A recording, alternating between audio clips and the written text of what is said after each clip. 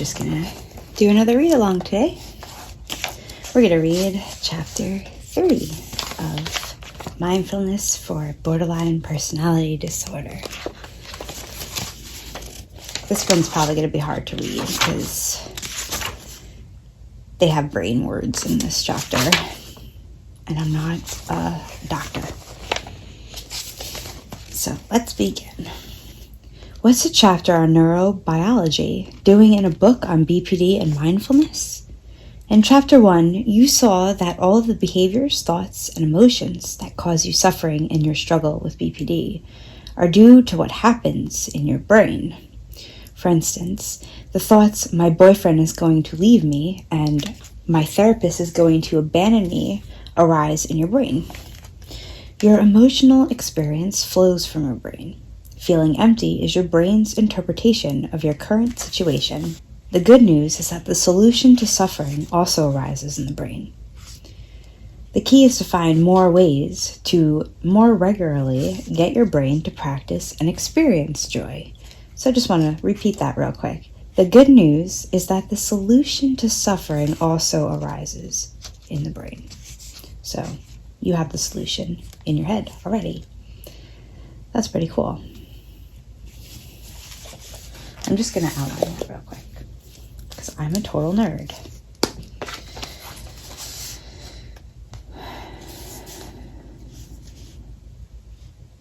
The suffering experience arises in the brain.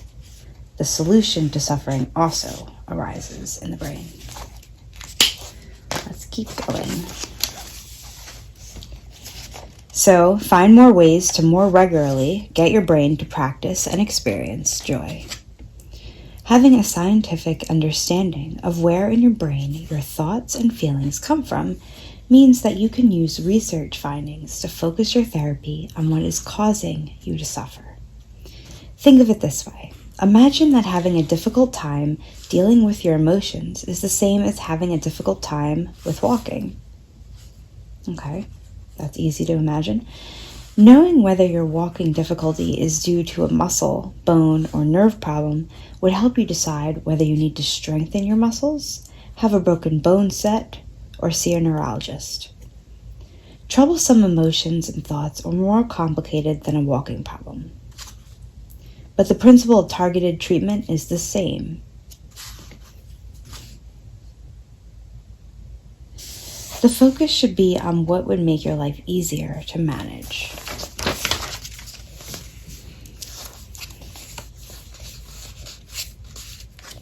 The neurobiology of BPD, the study of brain structure, brain genetics, and brain chemistry as it applies to behavior, is known as the neurobiology of behavior. Neurobiology of behavior looks at how your brain's cells organize into circuits and pathways, and how these pathways process information, how all of this leads to behavior. Given how many different types of behavior there are in BPD, there is no one neurobiological explanation for all the symptoms of BPD. We are often asked if there is a brain scan, blood test, or genetic test that can be used to diagnose BPD. At this time, there is no test. However, there may be brain scans and other tests that, when combined with observable behavior, could be useful in making the diagnosis of BPD. Studies we'll review later in this chapter will look at how mindfulness can affect the pathways that lead to the behaviors and suffering of BPD. Although mindfulness cannot change your genes, research is beginning to show that it can change the way your genes work. Also, although new research emerges on a regular basis about the biology of BPD, we will discuss only the findings that show mindfulness to have an impact. The critical brain structures. Here is an anatomy lesson to help you better understand the rest of the chapter on BPD and mindfulness. The adult brain weighs about 3 pounds. The brain connects to the spinal cord through the brain stem, which contains bundles of nerve cells or neurons. The largest part of the brain is called the cerebrum. The outer layer of the cerebrum is called the cerebral cortex. Think of the skin of an apple. And although it's only a few millimeters thick, it contains nearly 100 billion nerve cells. Wow. The cerebrum consists of two hemispheres, left and right, and each is divided into 4 individual lobes, known as the frontal, the parietal, the temporal, and the occipital lobes. Each lobe handles specific behaviors. I'm sorry if I mispronounced those words, by the way. The frontal lobe deals with decision-making, planning actions, and coordinating movements. Just behind the frontal lobe is a region known as the anterior cingulate cortex, which regulates heart rate, blood pressure, and breathing rate, and is active during many mindfulness exercises, such as slow breathing. Deep inside the brain, below each temporal lobe, are the hippocampus and the amygdala. I'm sorry if I'm pronouncing these wrong. I have no idea how to say this. It's spelt like hippocampus. It is primarily responsible for various forms of memory. And we'll describe the role of the amygdala later. The temporal lobe itself contains the part of the brain that deals with hearing, as well as processing sound and speech. In the back of each brain hemisphere is the occipital lobe, which contains the visual cortex, where signals from the eyes are processed and interpreted. We will focus on the 2 areas of the brain that get the most attention in BPD, the amygdala and the prefrontal cortex, or PFC. The PFC is located right behind the forehead. The amygdala. The amygdala is an almond-shaped group of neurons deep inside each hemisphere of your brain. It processes emotional information. This means that it takes in the emotions, and it allows you to experience the emotions and then decide what to do. The amygdala is most known for managing the fear response, which is also known as the flight or fight response, or fight or flight. I read that wrong, sorry. In people who have BPD, the amygdala is very active, almost too active, so the emotional responses that arise tend to be big. If you have a big emotional response, the behaviors that arise from that response also tend to be big. For example, imagine that your significant other promised to be home by 7 and because of work or traffic, got there 15 minutes late. You start to get angry as each minute passes, and then by the time he gets home, the anger has boiled over and you blast him. If you were to stand back and think about it, you would likely say that your reaction to his being 15 minutes late was an overreaction. However, given your powerful emotional response, your behavior seems justified in that moment. In BPD, you can blame this response on your overactive, under-controlled amygdala. The amygdala also plays an important role in the making of memories. In particular, memories tied to strong emotions. This is a critical function that, under normal circumstances, would work like this. Imagine that you go up to an unfamiliar dog that's wandering in the park. The dog growls at you and then bites you. You experience fear, and the memory is registered and locked in, making it less likely that you will go up to strange dogs in the future. From an evolutionary perspective, the amygdala would have helped keep us away from all sorts of dangers, like saber-toothed tigers. In BPD, this response is magnified, and then, rather than there serving simply as a warning system, the memories paired with the strong emotions play over and over, causing suffering even after the damage or the danger has passed.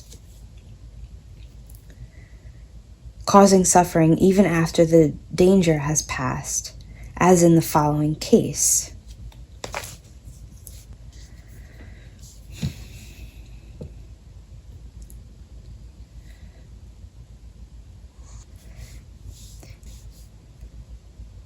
I'm going to just highlight this whole thing. Sorry if I'm taking too long.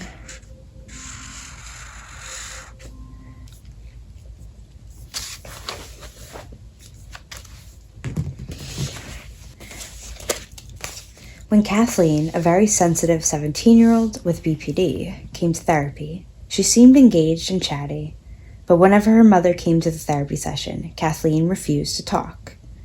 In individual sessions, she just expressed deep love for her mother, so her behavior when her mother was in the room was confusing. Her mother said that she and Kathleen had been extremely close until Kathleen had turned 14. That was when Kathleen's mother had lost her own mother to cancer. She noted that Kathleen had been close to her grandmother, but had appeared to have dealt with her grandmother's death as well as could be expected. In therapy, Kathleen was working on being able to experience and tolerate her emotions without becoming self-destructive. One day in therapy, we wondered about her mother's idea that Kathleen's problems had started around the time of her grandmother's death, and how before then Kathleen and her mother had been very close. She agreed that she and her mother had been close. Then what happened? When my grandmother died, she said, I went to my mother and gave her a hug. My mother was crying and was so sad. As she was crying, she talked about her mother and how empty she felt, that she had lost everything and that now she had no one.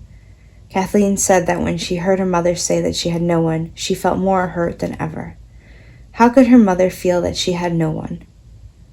She had her, Kathleen. How could she possibly say something like that? They had been so close. Whenever Kathleen saw her mother cry, it would trigger the memory of her mother saying that she had no one. That memory was tied to powerful and intolerable feelings of loneliness and sadness, which had led Kathleen to engage in self-destructive behaviors as a way to manage her pain. She had never told her mother and had held on to the memory and associated emotions for more than 3 years of suffering. When she was eventually ready to tell her mother broke down and cried, You suffered for so long. Why didn't you ever tell me? Of course I didn't mean that I was alone in relation to you. I'm so sad that you thought that. The most consistent finding in imaging studies of people with BPD, compared to those without BPD, is increased activity in the amygdala, particularly if they also experience suicidal thoughts. Finding a way to reduce this activity is critical to reducing the flow of unrelenting emotions in BPD. Unregulated emotions are not always present. There are many situations in which your emotions are just fine. Context matters. This means that only certain people will experience your BPD. For instance, you might be able to regulate your emotions at work so that they are not out of control when events are pretty neutral. Yet you might not be able to regulate your emotions at home when things get heated. This too can be confusing for others, who might argue that if you can do it in one place, then why not another? One way to explain is to point out that the situation has changed. A person who is able to swim in a swimming pool is not able to do so if the water is boiling. The frontal cortex. The frontal cortex, or the PFC, is the part of each brain hemisphere that is located right behind your forehead. It's responsible for controlling what are known as executive functions. The executive functions include the following: mediating conflicting thoughts like, I want to eat more pizza because it tastes great. On the other hand, I've already had 3 slices. Making choices between right and wrong or good and bad. Should I call in sick to work, which means others will have to do more, but I can get a pedicure? Predicting future events like, if I don't write that paper that's due tomorrow, I'll get a failing grade. Governing social control. For example, suppressing the urge to pick your nose during dinner or to have sex with your significant other on the bus. This brief brain anatomy lesson is all you really need to know about the structure of the brain as they apply to BPD. Now we'll move on to how the amygdala and the PFC are supposed to work together. Connecting the amygdala and the PFC. Under typical circumstances, the PFC regulates the amygdala and the rest of the limbic system. So for instance, imagine that you were wearing a light-colored jacket at a family reunion, and your hyperactive brother, who is excited to see you, trips and spills his glass of red wine all over you. Your amygdala processes the information, and you get angry at him. Your hippocampus, oh my god, I don't know. Your hippocampus kicks in as you remember all your years of having to deal with your brother's lack of body awareness, making you all the angrier. You want to lash out and yell at him. This is where your PFC steps in and says, I know you want to yell at him, but it would ruin the reunion, and if you yell at him, he'll get upset and not talk to you for a week. You could still be mad at him, but go get another jacket and talk to him later. These exchanges among the various parts of your brain happen very quickly, as fast as 200 miles per hour. Wow. Many of these communications happen without your awareness.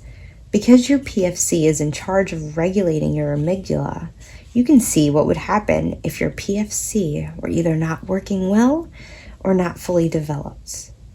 You would have a reduced ability to control the impulse to lash out. And people with BPD are often called impulsive. And as you will see later in this chapter, it's a fact that the PFC is not as developed in people with BPD as those without.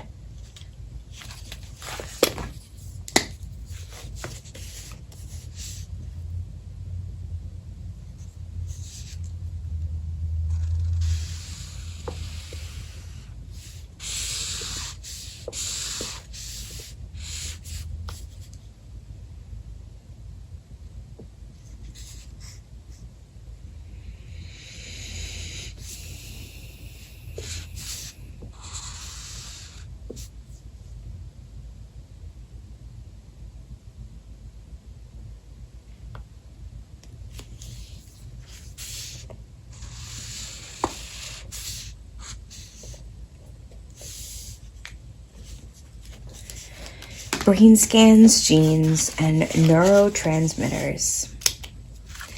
The tests look into the neurobiology of BPD that have received the most interest are brain scans, genetic mapping, and activity of neurotransmitters, which are also known as brain chemicals.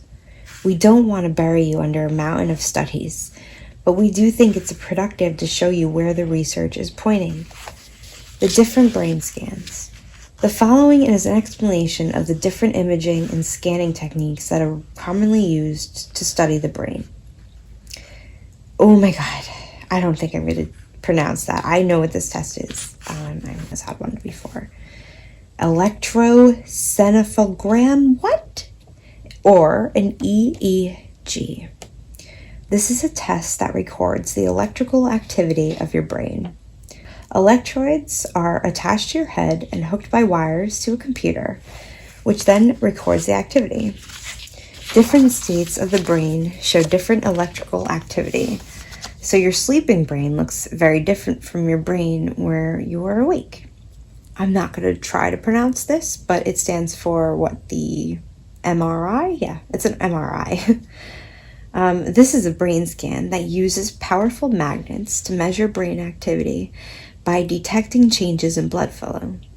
In other words, an MRI or an fMRI could measure activity in your brain as you do things like talk or listen or think. This brain scan does not involve x-rays. Another test is computerized tomography, often referred to as a CAT scan. Okay. This is an x-ray procedure that combines multiple x-ray images. With the aid of a computer, these x-ray images of your brain are then turned into three-dimensional images that show normal and abnormal structures. And the last test is positron emission tomography, also known as a PET scan. This is an imaging test that involves injecting a very small dose of a radioactive chemical into a vein in your arm. The chemical then travels to your brain and attaches to brain receptors. The radioactivity is then measured to give an indication of the level of activity in that part of the brain. All of this research and these tests will make more sense when you see how mindfulness can influence biology. What brain scans show? Charles, a 31-year-old grade teacher, came in looking for treatment because he had a hard time controlling his rage. He did well in the classroom, but with close friends and with dates, he would explode when he felt things weren't going his way or that people weren't being fair. He admitted that on a few occasions he had yelled at his friends and in desperate moments physically attacked his girlfriends. Oof. Charles is not unlike many of the people who come to see us because of impulsivity or aggression that's directed towards others or themselves. In research, behaviors such as self-mutilation, physical violence, assault, destruction of property, and drug use fall under the category of impulsive aggression, which is the one area in BPD that is well researched. In one study of violent offenders and impulsive fire setters, 47% were found to have a personality disorder diagnosis, in particular borderline and antisocial personality disorders. In another study, male perpetrators of domestic violence were more likely to have a diagnosis of BPD than men who did not engage in domestic violence. Brain scans and aggression. Brain scans show that people with impulsive aggression have lower levels of activity in the PFC. People with BPD also have less brain activity in the PFC. What both of these studies show is that the PFC is not as active in people who display impulsive aggression. Most brain scanning studies reveal that people with BPD show disordered functioning in the PFC compared to people without BPD. This is particularly true if the person with BPD also suffers from PTSD. As we noted earlier, having a less active PFC means having a more difficult time with regulating emotions. Genes. One of the largest studies on BPD and the genetics looked at 92 identical and 129 non-identical Norwegian twin pairs. The researchers found that genes accounted for 69% of the symptoms of BPD. Wow. And that environmental factors accounted for the other 31%. Most researchers consider BPD to be roughly 60% genetic and 40% environmental. This might lead you to think that because of your genes, you are destined to have BPD. But mindfulness can change how you respond to things. In any case, mindfulness can certainly help with the 40% of BPD symptoms that your environment contributes to. Another finding in genetic studies of BPD is that you can inherit impulsive aggression. Wow. Neurotransmitters. In this section, we will discuss 3 brain chemicals that have been studied in BPD, so that you can understand why they are important to know about, and later, how mindfulness might help to regulate them. Opiates.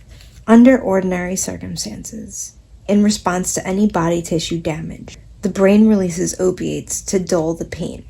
These opiates that brain creates are similar to opiate painkillers that are available by prescription. It appears that people with BPD who self-injure have lower levels of natural opiates compared to people with BPD who don't. Many people who take opiate painkillers report a feeling of wellness.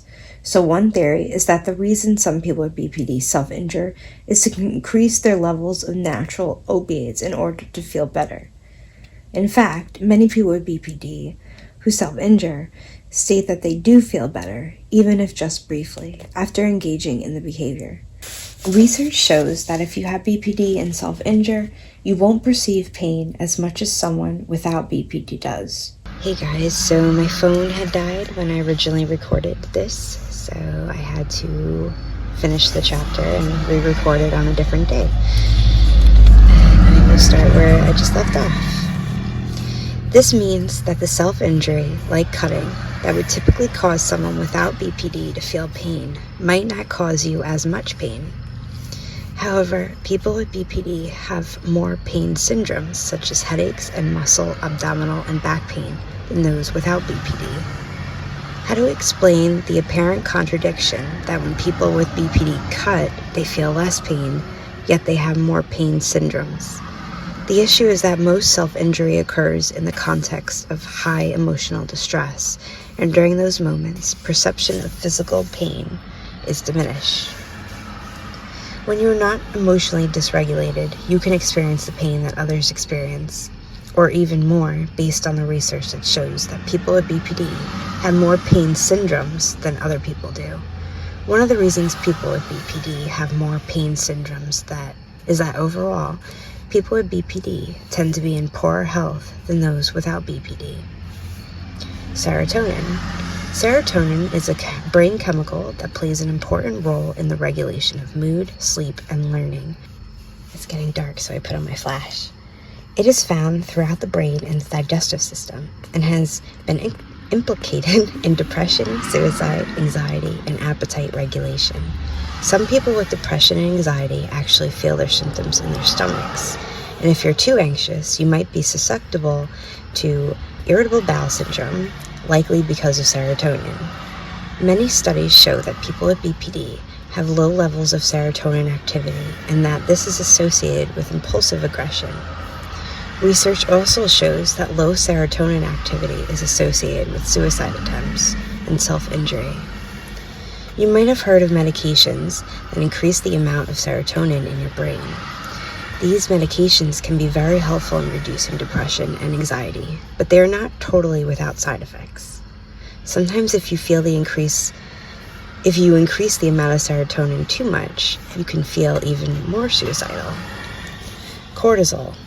Cortisol is a chemical released during stress that helps to break down carbohydrates and proteins in order to increase the supply of glucose and oxygen in your muscles, the heart, and the brain.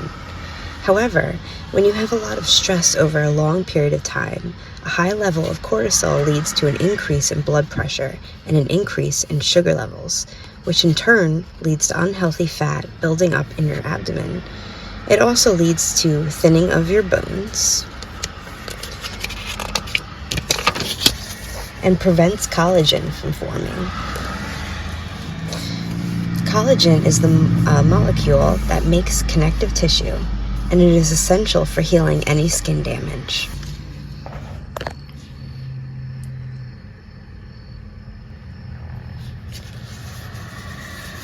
Another downside of high cortisol levels is that it suppresses immune system response and causes your body to age faster. Also, long-term exposure to high levels of cortisol damages and reduces the number of cells in your hippocampus, which is, as you will recall, your brain's primary memory center. As if all of the negative effects of high levels of cortisol from stress weren't enough, research shows not only that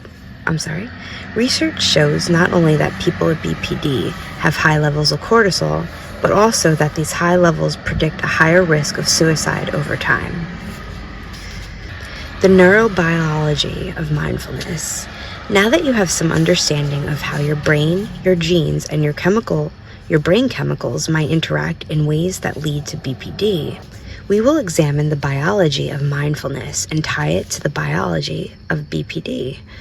If mindfulness is going to help you out of your suffering, then it has to influence the regions and chemicals of the brain that we just looked at. Strengthen your PFC.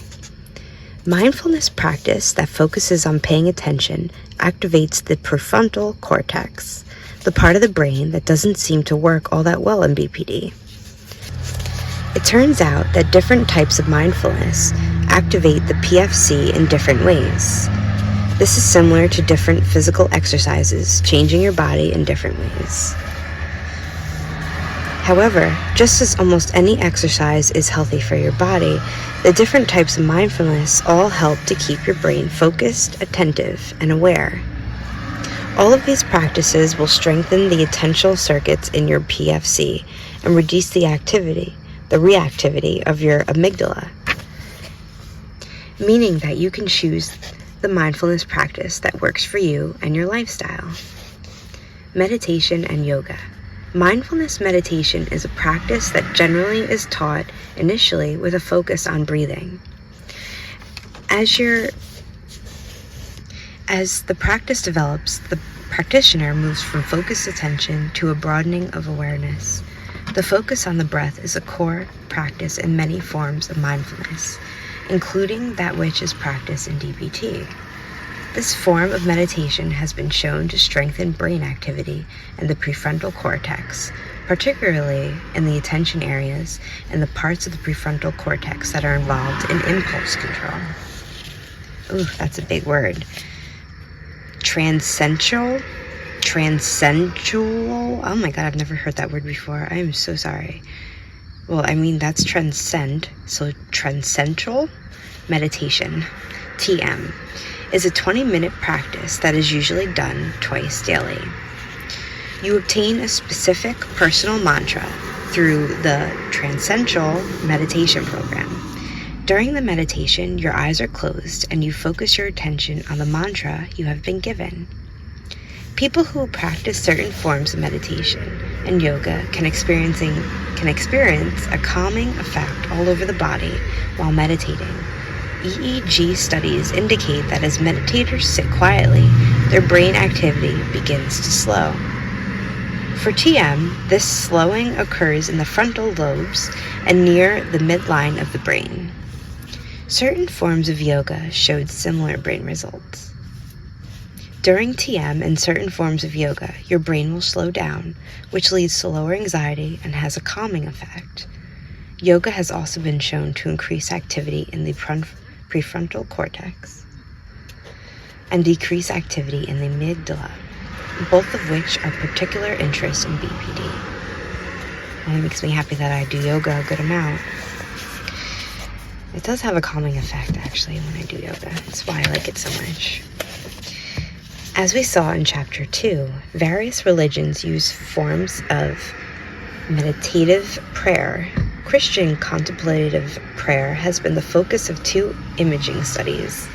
In the first study, 6 religion teachers from a Christian community underwent a PET scan while entering a mindfulness state by reciting Psalm 23 from the Bible.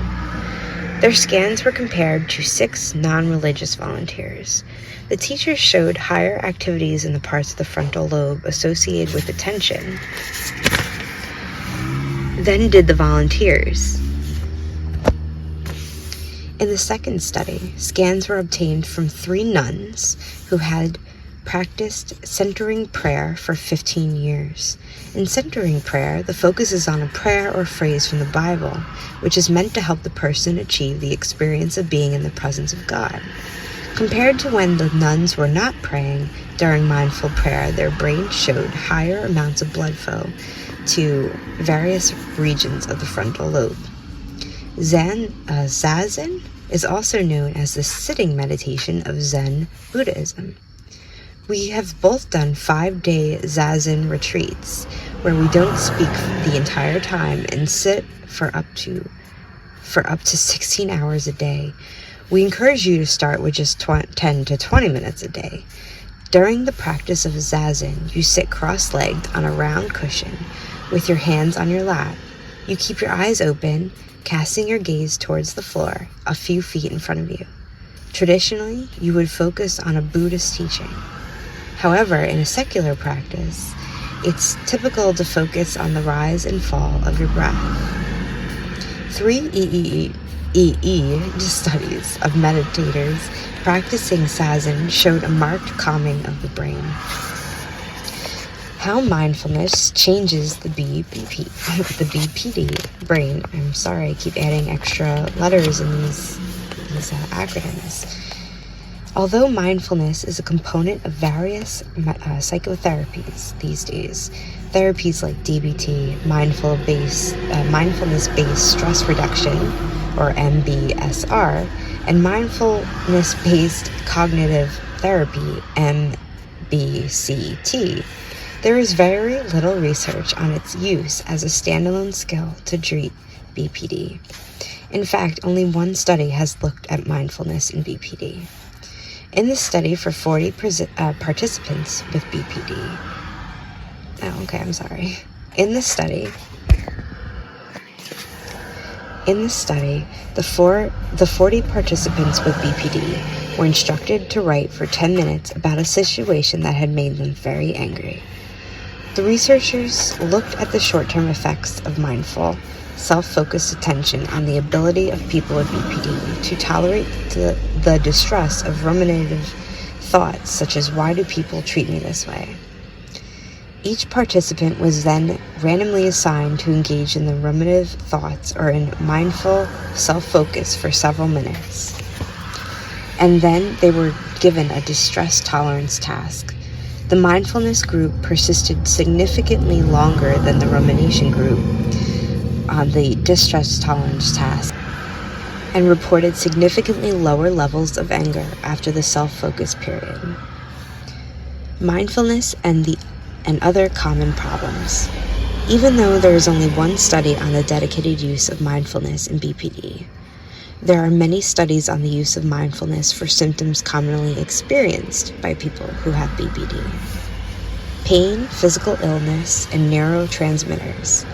People who struggle with BPD have higher levels of physical illness and experience more pain syndromes than the general population. As a consequence, they take more pain medication than average. Mindfulness has been shown to change the unpleasant physical sensation of the pain itself, change emotional reactions to the pain, such as fear and anger, change the thoughts that are triggered by the pain. Typical thoughts are, this pain will never end, and I'm going to suffer for the rest of my life. The way in which mindfulness meditation is thought to change the pain experience is, in part, that when the PFC is activated, one of the chemicals it produces is B-endorphin, a pain-killing opiate. This leads to not only a reduction in the sense of pain, but also a reduction in breathing rate, a decrease in the sense of fear, and an increase in the experience of joy. If you have difficulty paying attention, high levels of stress, and a compromised immune system, mindfulness helps too. For instance, earlier in the chapter, we saw how excess cortisol can take a toll on the body. Many studies have reported that mindful meditation leads to a reduction in cortisol levels. Anxiety, depression, OCD, substance abuse, and more. Many people with BPD have what are known as co-occurring or comorbid conditions, so it would not be unusual for your psychiatrist or psychologist to say that besides BPD, you have a mood disorder, an anxiety disorder, a substance use disorder, or some other condition. Fortunately, there are many studies that show that mindfulness helps for many of these conditions. For instance, mindfulness-based therapies help in the treatment of anxiety, obsessive-compulsive disorder, and depression. Also, as you read earlier, serotonin is the chemical of happiness, and typically psychiatrists prescribe medications that increase serotonin when you are depressed.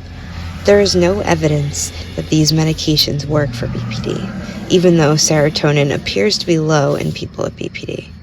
Low levels of serotonin are highly associated with suicide.